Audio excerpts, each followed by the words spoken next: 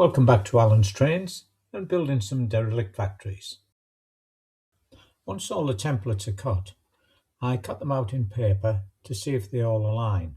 And you can see the original part that I built 1 and 2, and we're now on to 3 and 4 and on to 5. These are the factories with the sections 3 to 5. And the height of the main factory is 18 feet, and the height of the main factory to the peak is calculated at 30 feet. And the lengths of 3 and 4 are from Google Earth measurements. Now the peak of the sections 3 and 4, that's here, are actually the peak that goes right the way through from section 2. From those measurements, these are the cutouts that will be done on the Cricut machine. Again, you can do these by hand. Now these lines here show where the folds are when I cut this blue part out so I could make the paper cutout. And you can see also here that the height is at the gutter height of section 2, so I've put that there as a reference. So there's the internal walls, left and right sides, and all of the elevations are then cut out on the machine. Moving on to section 4. The two photographs here show the actual part of the building that's being modelled. And again, this is the extended piece in case you want to build the folded paper. I've shown here the windows and the window frames. And all of these window frames can be created in one go. I've enlarged this for a better view. These are the sets of window frames and how we make them. The easy way is to set them up, first of all, just create a load of little boxes all identical. And then if you want to join them together or align them, all you've got to do is surround them, go to Object, and at the bottom you'll see Align and Distribute. Now select Grid, and in this case there are 3 rows, and there are 1, 2, 3, 6, 7, 8 columns.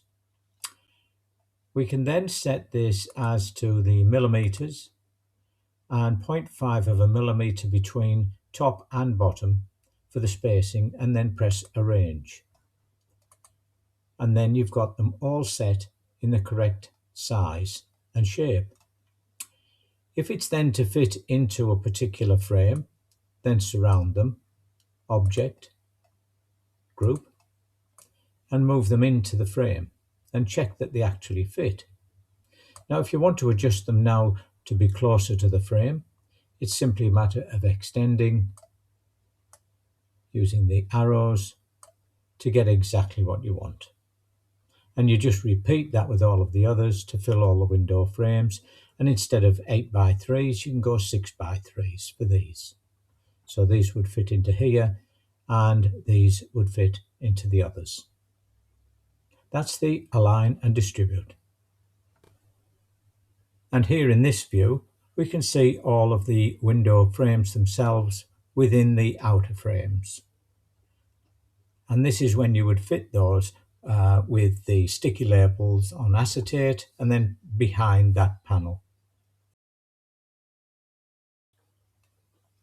Section 5 is the simplest of all of the buildings, and I've shown here the front panel. The rear panel would be exactly the same but without the windows. This is the roof panel, showing that the rear has the roof lights on it as this is folded in the middle. There are dividing walls front to back so that it will just stabilize the building. However, the front panel will be joined with all of the other front panels from sections 3, 4 and 5. These are the drawings for all of the component parts that we require. What I've done is I've joined all of the front panels that were in paper. I've actually made them in card.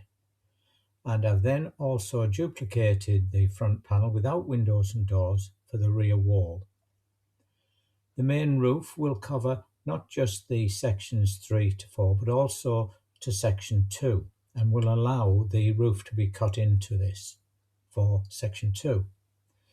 This is the inner ceiling for 3 and 4. Now the reason that I've used this method here is that then I can fit the roof trusses, these, on top of this inner ceiling. But when this roof light is fitted, I can then drill holes below in this inner ceiling to allow the light to actually flow into the parts that I want the light to flow into. And the same with the rear panel of section 5.